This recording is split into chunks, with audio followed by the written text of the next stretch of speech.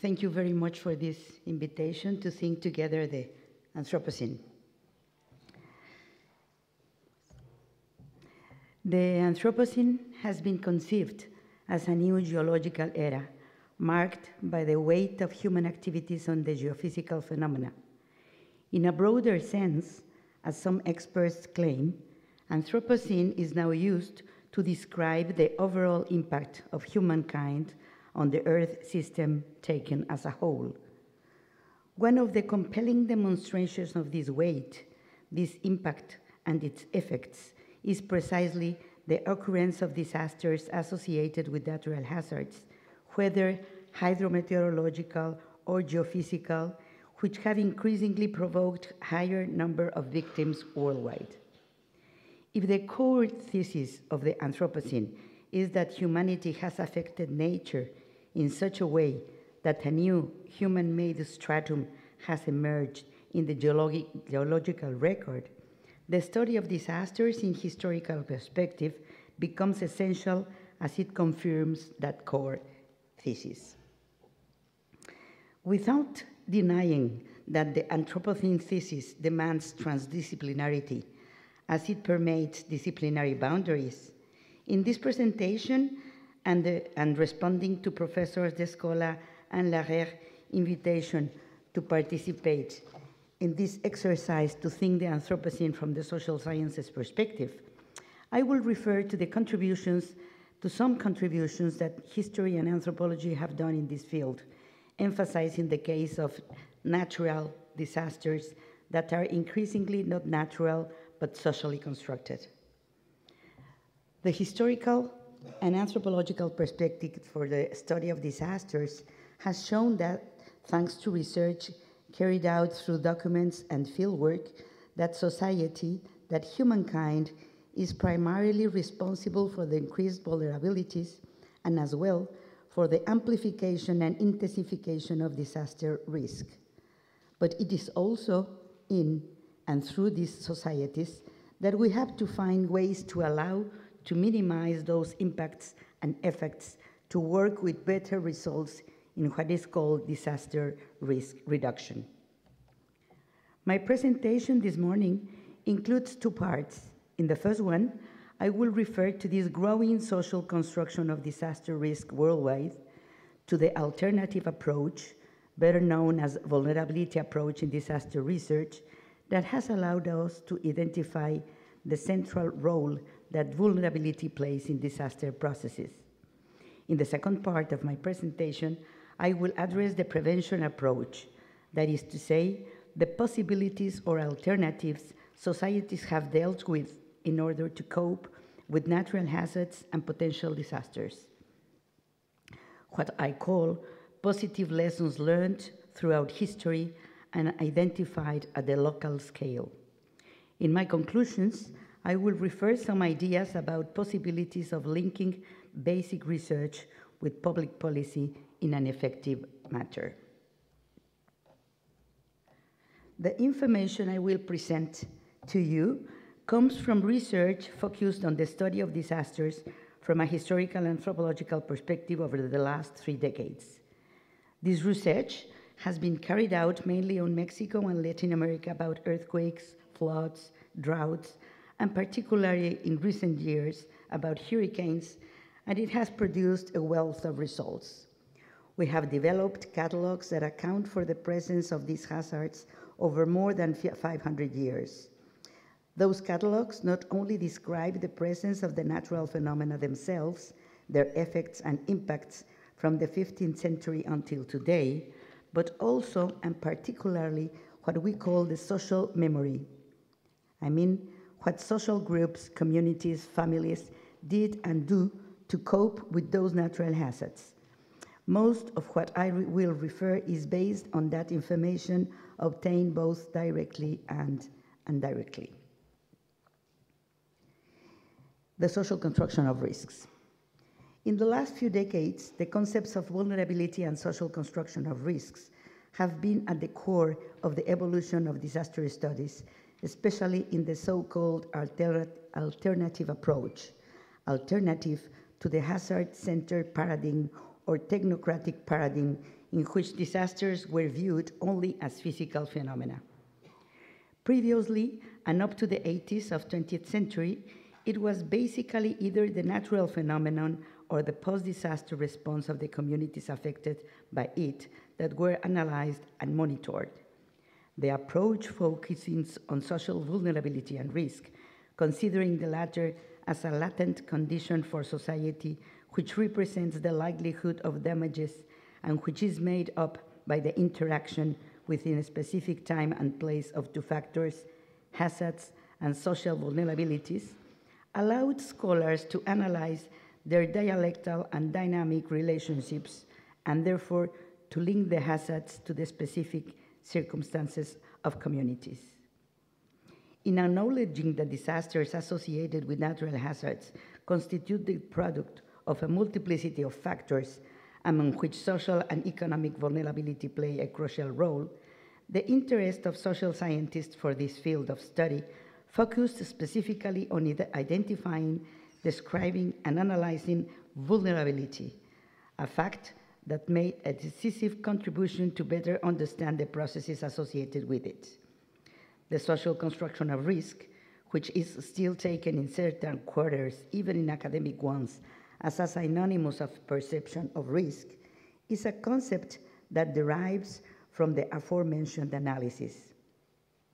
It has been defined as a process developed by groups or communities which places them at different stages or levels of vulnerability.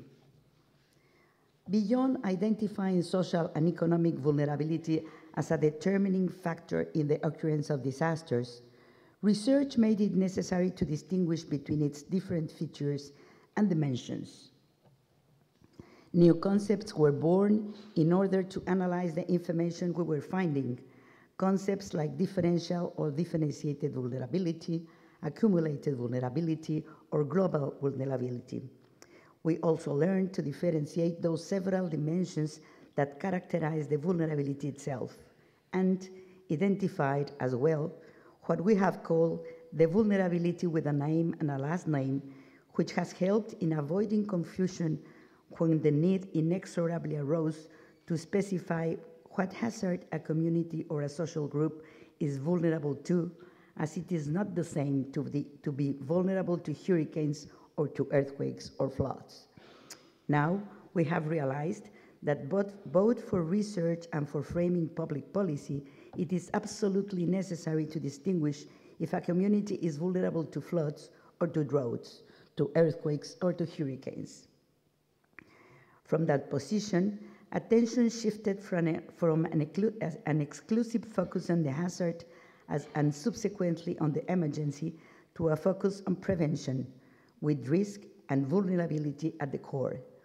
This was associated with an agenda that was not just academic in nature, but also political, by recognizing that risks are generated by and within processes linked with development and environmental management.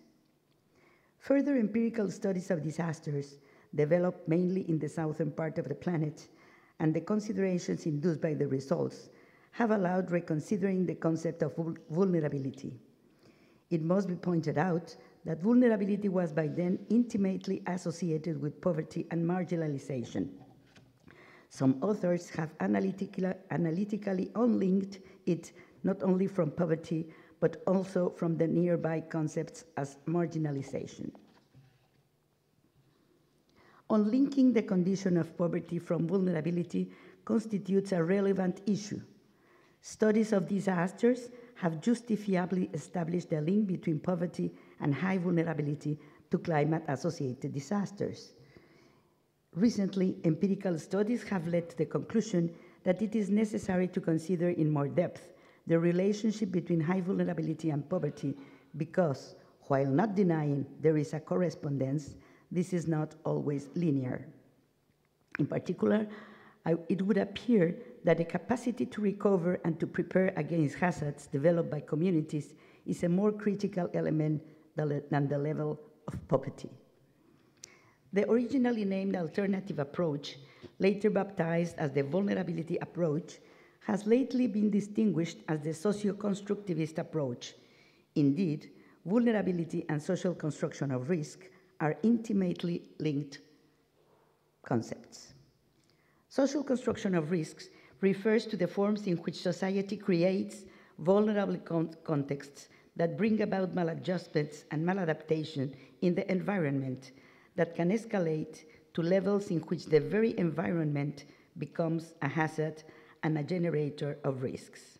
Societies themselves, when interacting inadequately with the environment, have constructed new risks. Isn't this a feature of the Anthropocene? The United Nations International Strategy for Disaster Risk Reduction Global Assessment reports that have been biennial since 2009 emphasize the need to identify and address the underlying risk drivers and support with an enormous amount of data coming from all over the world how disasters linked to physical hazards are socially constructed. Before moving on to the second part of this presentation, I will mention a specific example that gives a vivid account of the social construction of risks. A comparison between the effects and impacts of two biggest ENSO or El Niño phenomena that occurred late in the 20th century.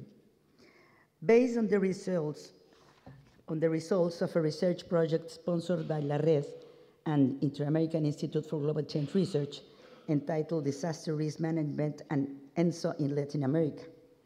The results coming out from the research that was held in 8 Latin American countries clearly demonstrated that even the ENSO that occurred in 1982-1983 was considerably more intense.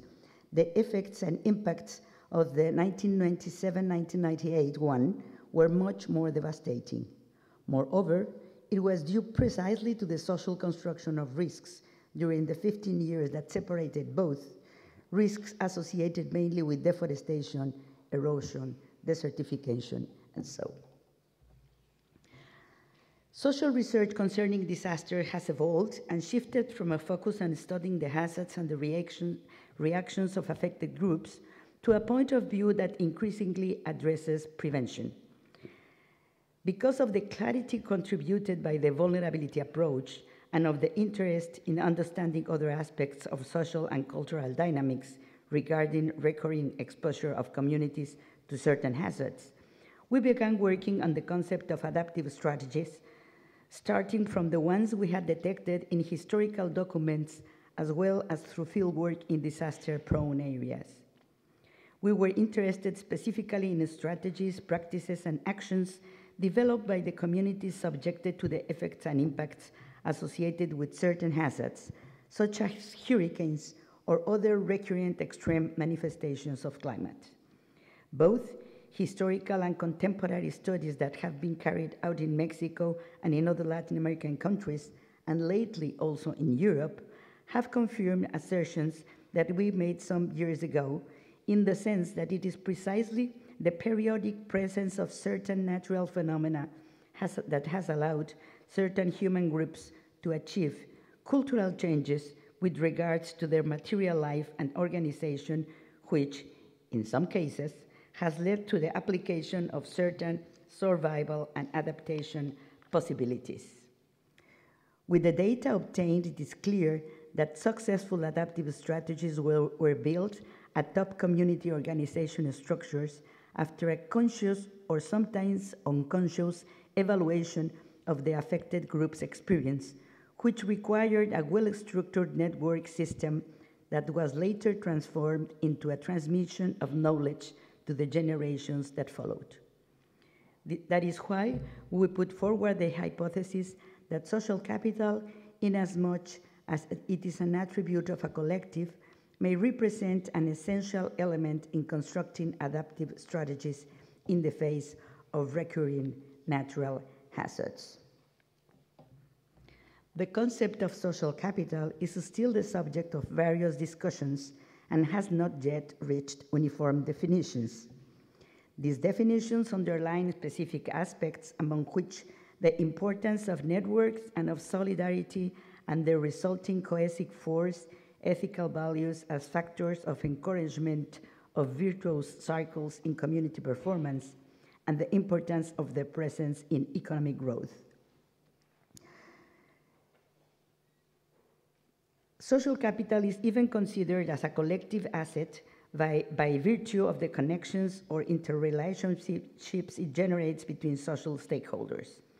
We shall here understand social capital as the product of the development of capacities allowing the emergence within the collective of certain adaptive strategies that are the result of experience in the face of recurring natural hazards. Perhaps in a certain way, the concept of resilience is the one that opposes and supplements the concept of vulnerability in the face of concrete hazards.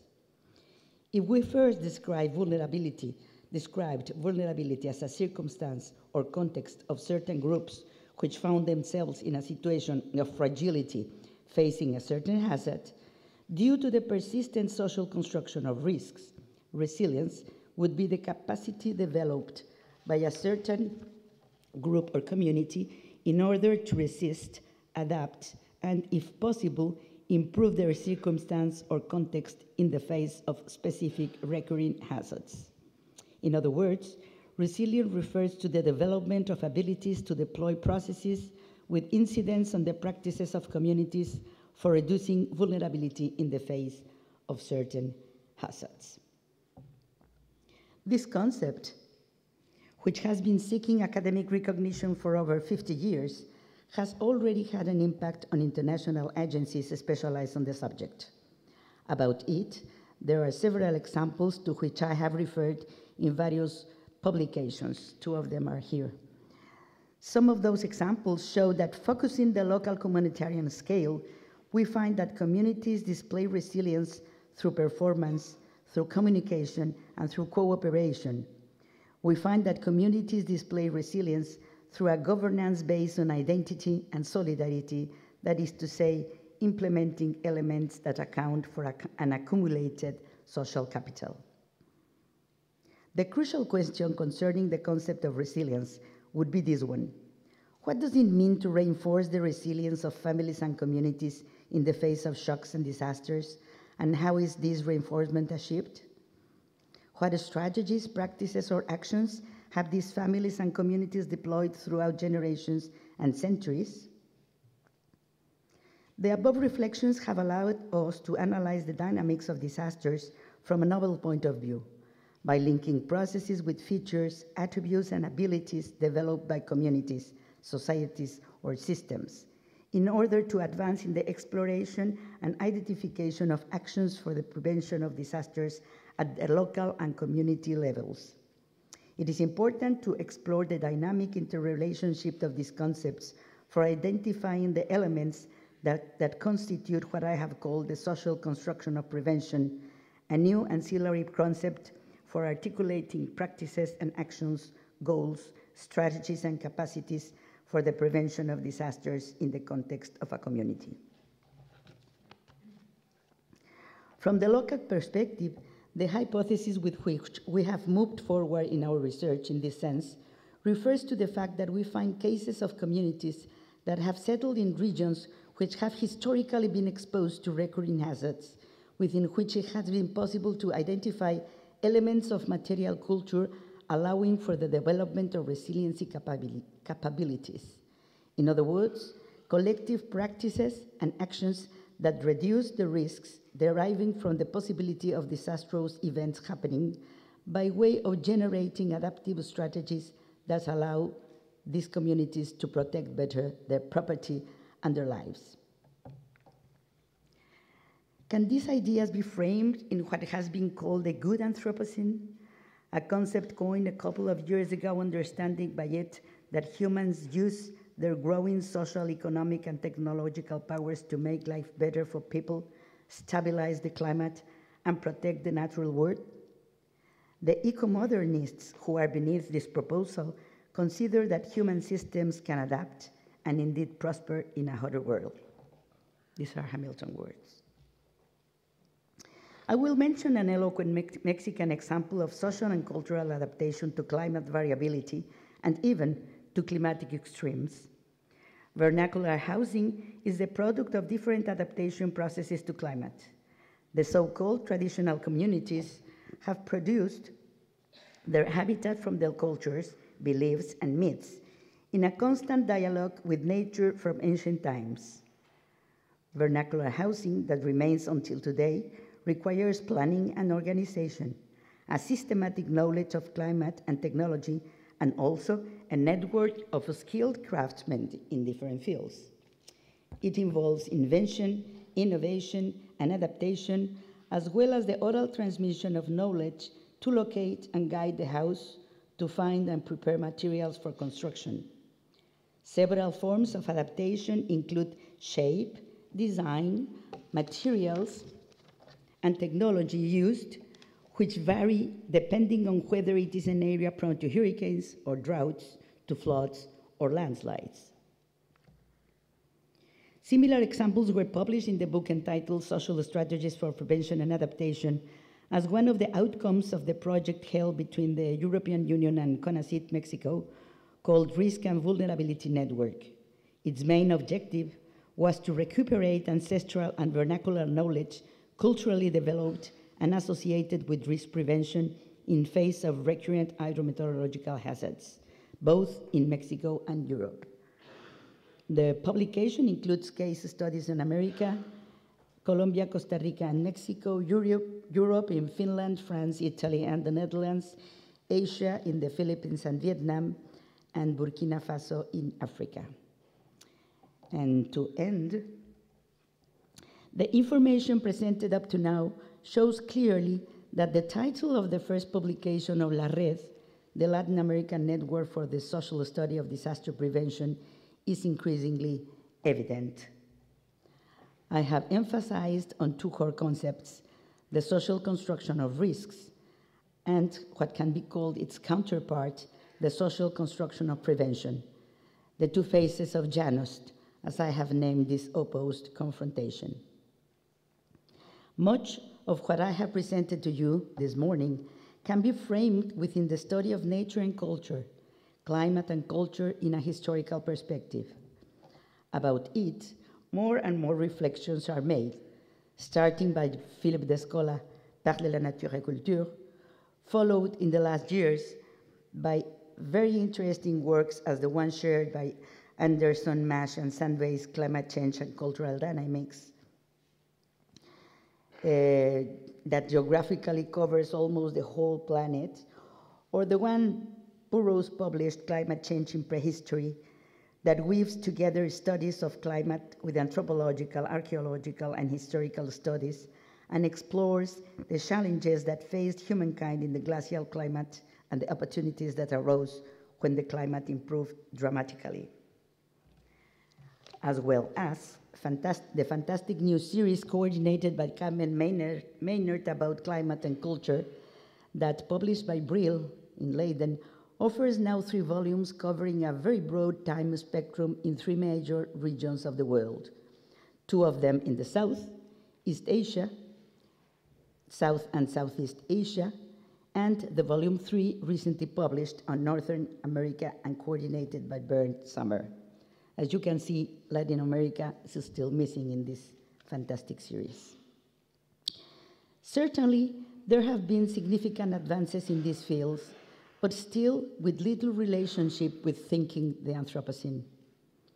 I hope that the ideas and reflections I have presented can stimulate the debate about the Anthropocene and its relation with disaster risk reduction, mainly to inform disaster risk policy and to help framing policy formulation and implementation locally informed. Let us avoid importing to the South solutions coming from the North. Using the study of local community adaptive strategies concerning recurring natural hazards as a starting point, the comprehensive approach that we strive for seeks to throw light on the process of producing innovative ideas and proposals that allow identification of the best practices aiding in the proposal, design, and execution of adequate public policies for disaster prevention. Profiting from local knowledge and experience regarding hazards to collectively work towards a more promissory and less disaster-prone future. The key to future research work is identifying the reasons why certain communities attain success and achieve changes in the way they act, while others repeat the old patterns. Identifying when and how risk is socially constructed, as well as when and how community social capital is used and resilience abilities are developed in communities. At the end, we have to return to the beginning of this paper. Is history and anthropology research responding to the challenges of the Anthropocene? What have they done related to solving the problems the Anthropocene poses? Maybe rethinking the three processes that Prof. Descola mentioned this morning: adaptation, appropriation, representation. Thank you very much. Merci beaucoup par votre attention.